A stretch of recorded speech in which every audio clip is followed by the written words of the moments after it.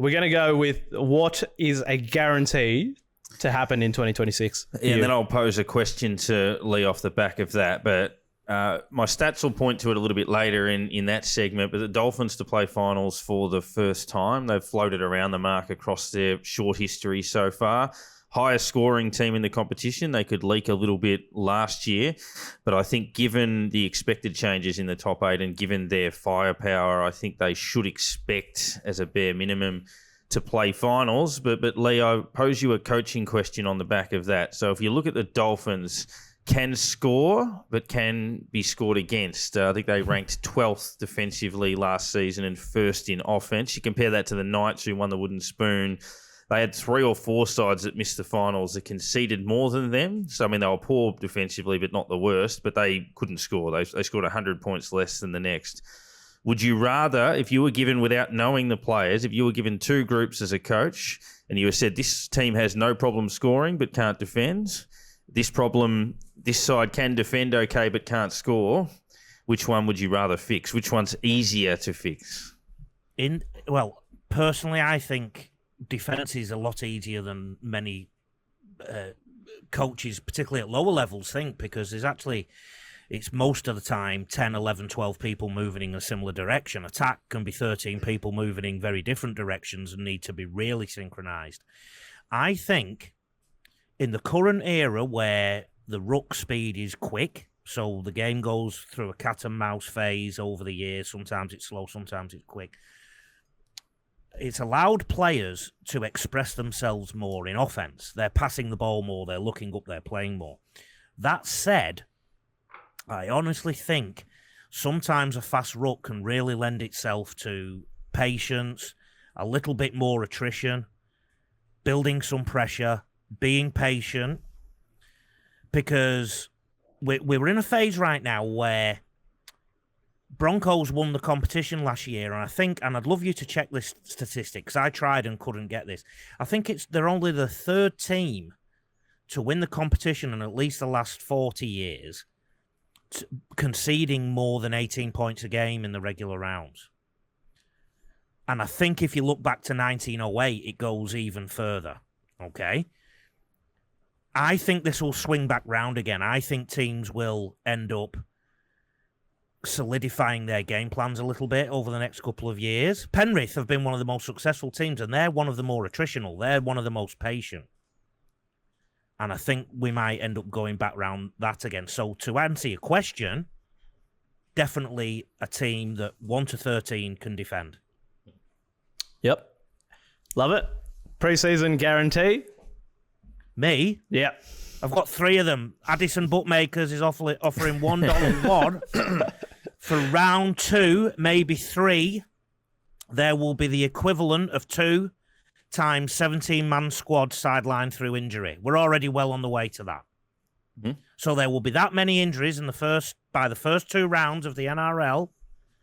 We could probably name 2 17-man squads, and because that's been happening for a few years.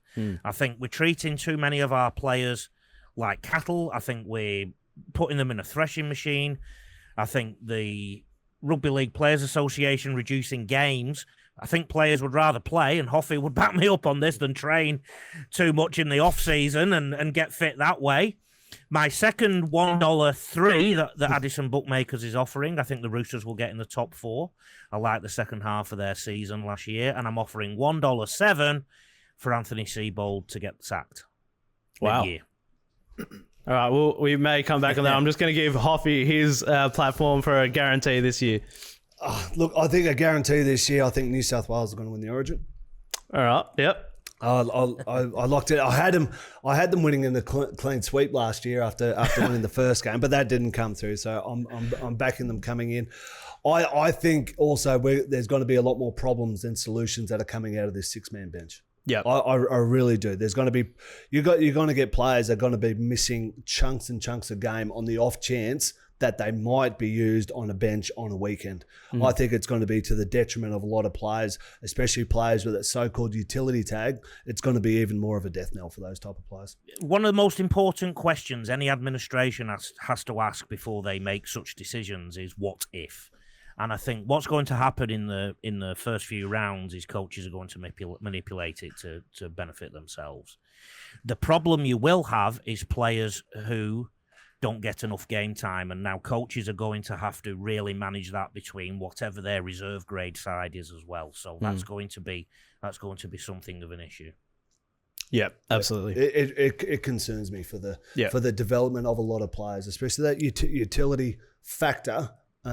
Just the fact of being on the bench on the off chance you might be used. I don't know. It really concerns me. Yeah, because you don't get enough of a hit out. If you're just sitting there, just baking in the sun. No, but it's like you could have week in, week out, like all these players are under injury cloud. So they think, oh, geez, we better keep him here, and then he doesn't play for 4 or 5 weeks. Yeah.